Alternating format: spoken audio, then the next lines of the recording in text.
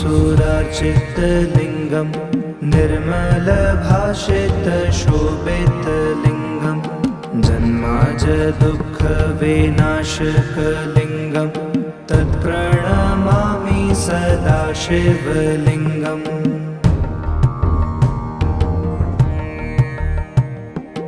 देवमुनिप्रवरार्चितलिङ्गं कामदहं करुणाकरलिङ्गं रावणदर्पविनाशकलिङ्गं तत्प्रणमामि सदा शिवलिङ्गम्।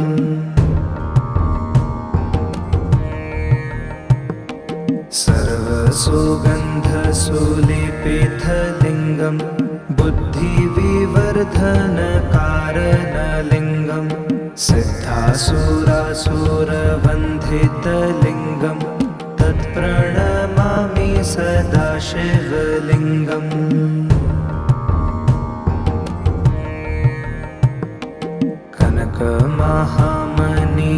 कनकमहामणिभूषितलिङ्गं फणिपतिवेशितशोभितलिङ्गं दक्षसूर्याजनविनाशकलिङ्गं तत्प्रणमामि सदा शिवलिङ्गम्।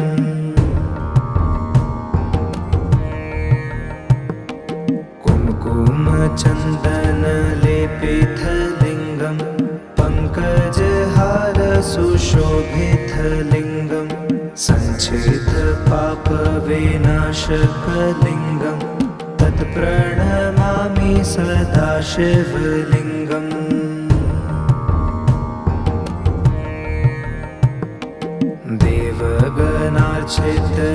देवगणार्चितसेवितलिङ्गं भावैर्भक्तिभिरेव च लिङ्गं दीनकराकुटिप्रभाकरलिङ्गं तत्प्रणमामि सदा शिवलिङ्गम्।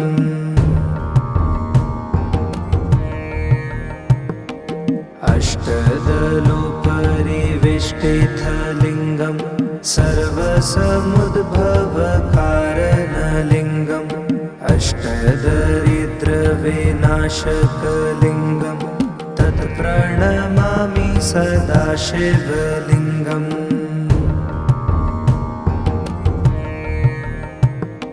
सुरगुरुसुरवरपूजितलिङ्गं सुरवनपुष्पसदार्चितलिङ्गं परात्परं परमात्मकलिङ्गं तत्प्रणमामि सदा शिवलिङ्गम्।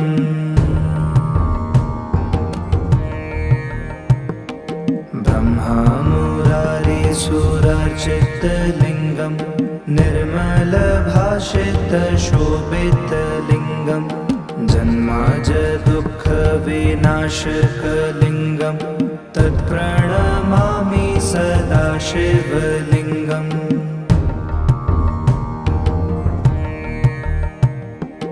देवमुनिप्रवरार्चितलिङ्गं कामदहं करुणाकरलिङ्गं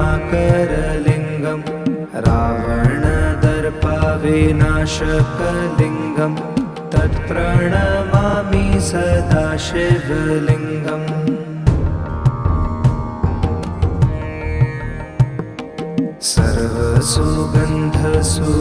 सर्वसुगन्धसुलेपितलिङ्गं बुद्धिविवर्धनकारणलिङ्गं सिद्धासुरासुरवन्धितलिङ्गं तत्प्रणमामि सदा शिवलिङ्गम्।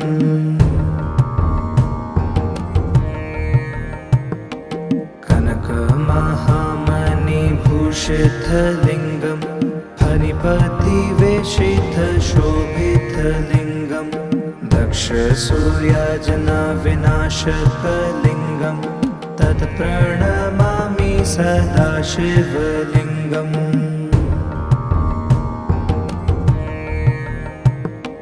कुङ्कुमचन्दनलेपितलिङ्गं पङ्कजहारसुशोभितलिङ्गं सञ्चितपापविनाशकलिङ्गं तत्प्रणमामि सदा शिवलिङ्गम्।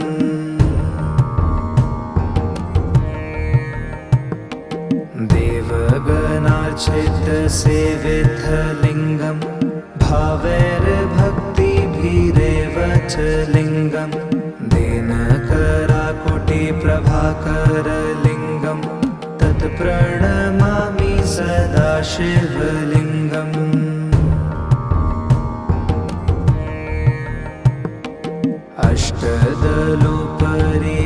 अष्टदलोपरिवेष्टितलिङ्गं सर्वसमुद्भवकारणलिङ्गम् अष्टदरिद्रविनाशकलिङ्गं तत् प्रणमामि सदा शिवलिङ्गम्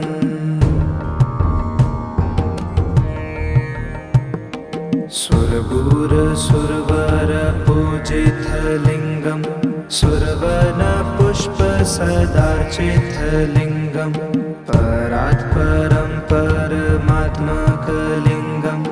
तत् प्रणमामि सदा शिवलिङ्गम्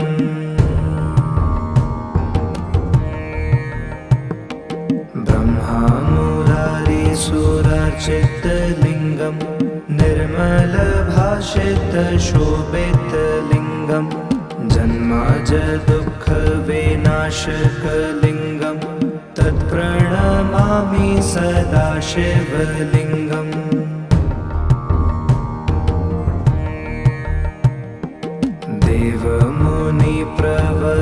देवमुनिप्रवरार्चितलिङ्गं कामदहं करुणाकरलिङ्गं रावणदर्पविनाशकलिङ्गं तत् प्रणमामि सदा शिवलिङ्गम्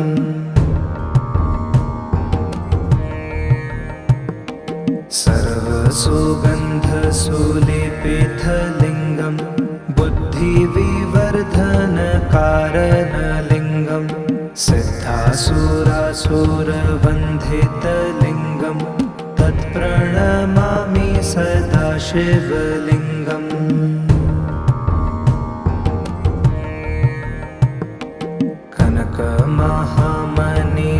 कनकमहामणिभूषितलिङ्गं फणिपतिवेशितशोभितलिङ्गं दक्षसूयाजनविनाशकलिङ्गं तत् प्रणमामि सदा शिवलिङ्गम्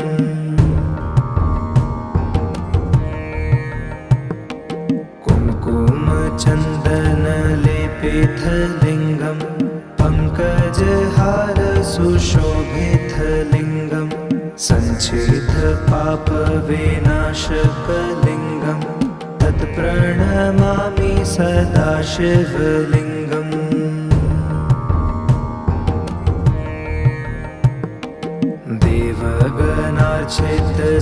देवगणार्चितसेवितलिङ्गं भावैर्भक्तिभिरेव च लिङ्गं दिनकराकुटिप्रभाकरलिङ्गं तत् प्रणमामि सदा शिवलिङ्गम्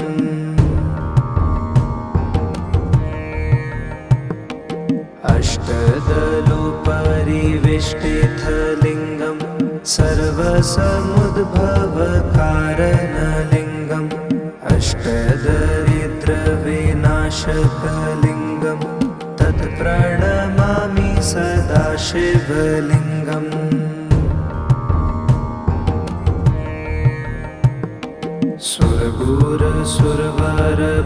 सुरगुरुसुरवरपूजितलिङ्गं सुरवनपुष्पसदार्चितलिङ्गं परात्परं परमात्मकलिङ्गं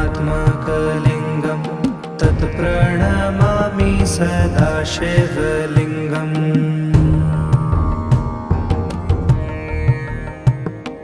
ब्रह्मामुरारिसुरार्चितलिङ्गं निर्मलभाषितशोभितलिङ्गं जन्माजदुःखविनाशकलिङ्गं तत् प्रणमामि सदा शिवलिङ्गम्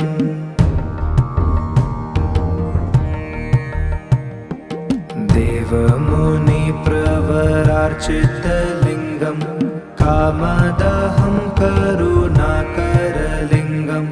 रावणदर्पविनाशकलिङ्गं तत् प्रणमामि सदा शिवलिङ्गम्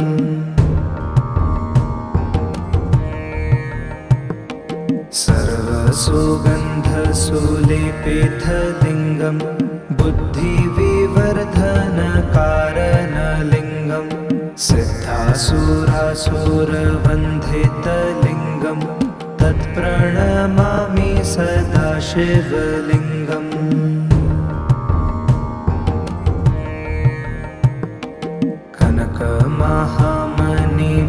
कनकमहामणिभूषितलिङ्गं फणिपतिवेशितशोभितलिङ्गं दक्षसूयाजनविनाशकलिङ्गं तत्प्रणमामि सदा शिवलिङ्गम्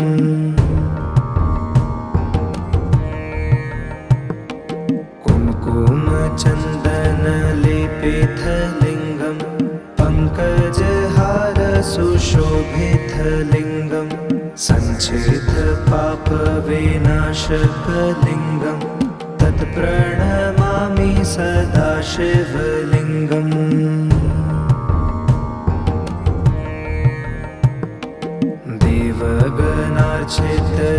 देवगणार्चितसेवितलिङ्गं भावैर्भक्तिभिरेव च लिङ्गं दिनकराकोटिप्रभाकरलिङ्गं तत्प्रणमामि सदा शिवलिङ्गम्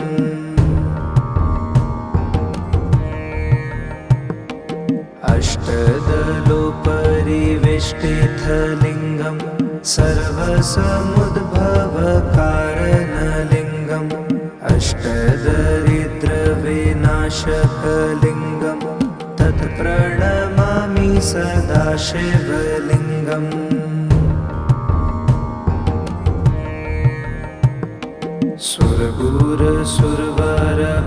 सुरगुरुसुरवरपूजितलिङ्गं सुरवनपुष्पसदार्चितलिङ्गं परात्परं परमात्मकलिङ्गं तत्प्रणमामि सदा शिवलिङ्गम्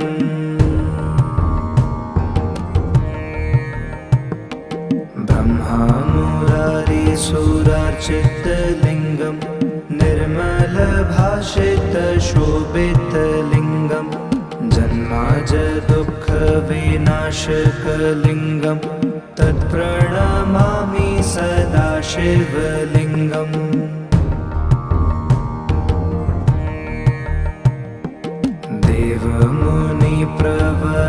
देवमुनिप्रवरार्चितलिङ्गं कामदहं करुणाकरलिङ्गं रावणदर्पविनाशकलिङ्गं तत्प्रणमामि सदा शिवलिङ्गम्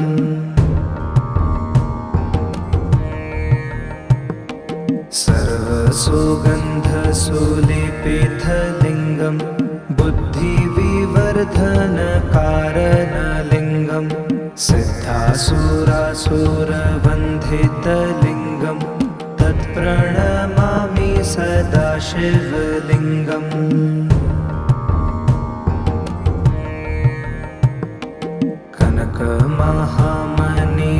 कनकमहामणिभूषितलिङ्गं फणिपतिवेशितशोभितलिङ्गं दक्षसूयाजनविनाशकलिङ्गं तत्प्रणमामि सदा शिवलिङ्गम्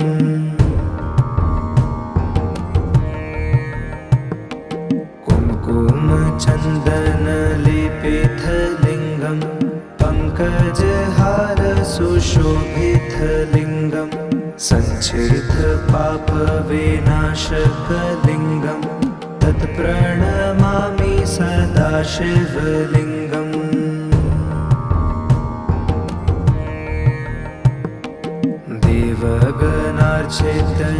देवगणार्चितसेवितलिङ्गं भावैर्भक्तिभिरेव च लिङ्गं दिनकराकोटिप्रभाकरलिङ्गं तत्प्रणमामि सदा शिवलिङ्गम्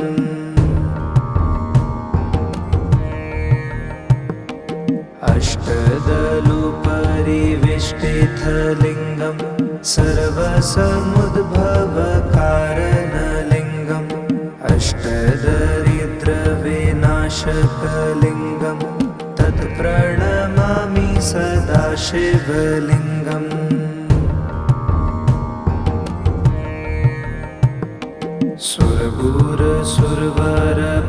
सुरगुरुसुरवरपूजितलिङ्गम् सुरवनपुष्पसदार्चितलिङ्गम् परात् परं परमात्मकलिङ्गम् तत्प्रणमामि सदाशिवलिङ्गम्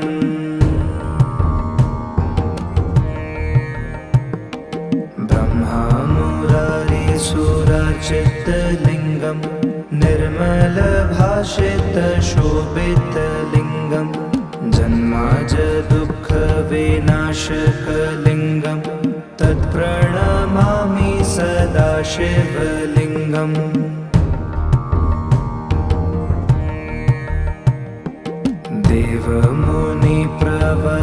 देवमुनिप्रवरार्चितलिङ्गम् कामदहं करुणाकरलिङ्गम्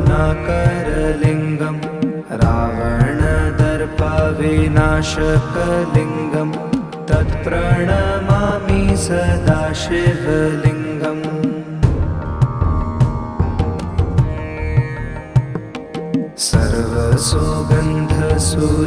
सर्वसुगन्धसुलेपितलिङ्गम् बुद्धिविवर्धनकारणलिङ्गम् सिद्धासुरासुरवन्धितलिङ्गम् तत्प्रणमामि सदाशिवलिङ्गम्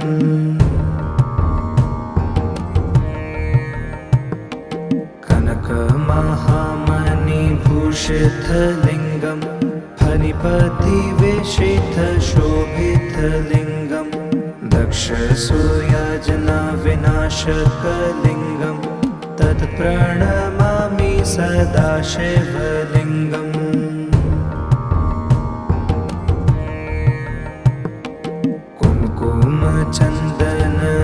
कुङ्कुमचन्दनलेपितलिङ्गम् पङ्कजहारसुशोभितलिङ्गम् सञ्चितपापविनाशकलिङ्गम् तत्प्रणमामि सदाशिवलिङ्गम्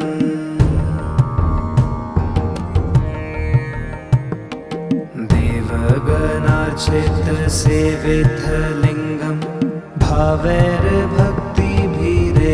च लिङ्गम् दीनकराकुटिप्रभाकरलिङ्गम् तत्प्रणमामि सदाशिवलिङ्गम्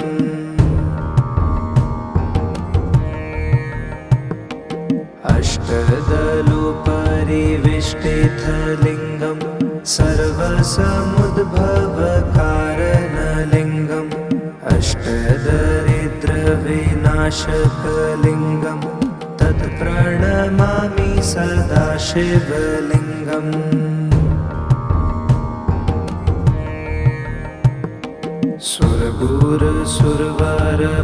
सुरगुरुसुरवरपूजितलिङ्गम् सुरवनपुष्पसदार्चितलिङ्गम् परात् परं परमात्मकलिङ्गम् तत्प्रणमामि सदाशिवलिङ्गम्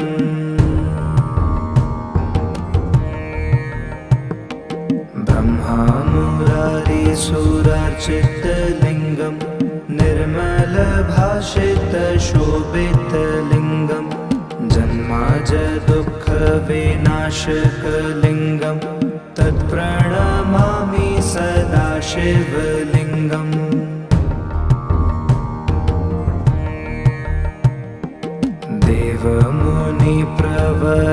देवमुनिप्रवरार्चितलिङ्गम् कामदहं करुणाकरलिङ्गम् रावणदर्पविनाशकलिङ्गम् तत्प्रणमामि सदाशिवलिङ्गम्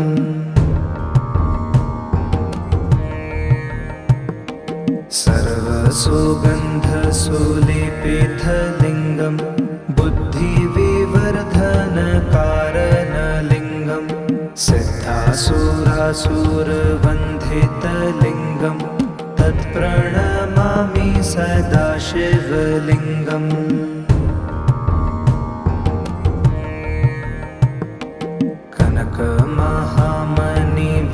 कनकमहामणिभूषितलिङ्गम् फणिपतिवेशितशोभितलिङ्गम् तक्षसूयाजनाविनाशकलिङ्गं तत्प्रणमामि सदा शिवलिङ्गम्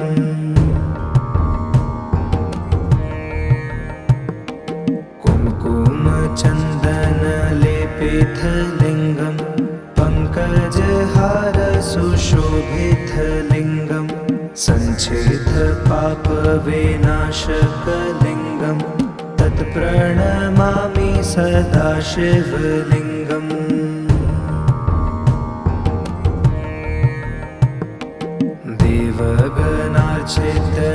देवगणार्चितसेवितलिङ्गं भावैर्भक्तिभिरेव च लिङ्गं दीनकराकुटिप्रभाकरलिङ्गं तत्प्रणमामि सदा शिवलिङ्गम्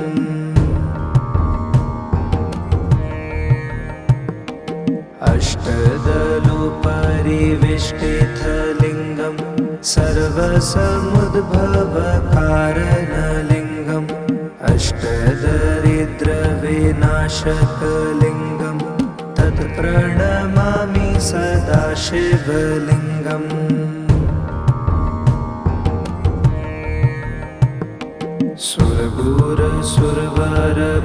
सुरगुरुसुरवरपूजितलिङ्गं सुरवनपुष्पसदार्चितलिङ्गं परात्परं परमात्मकलिङ्गं तत्प्रणमामि सदा शिवलिङ्गम्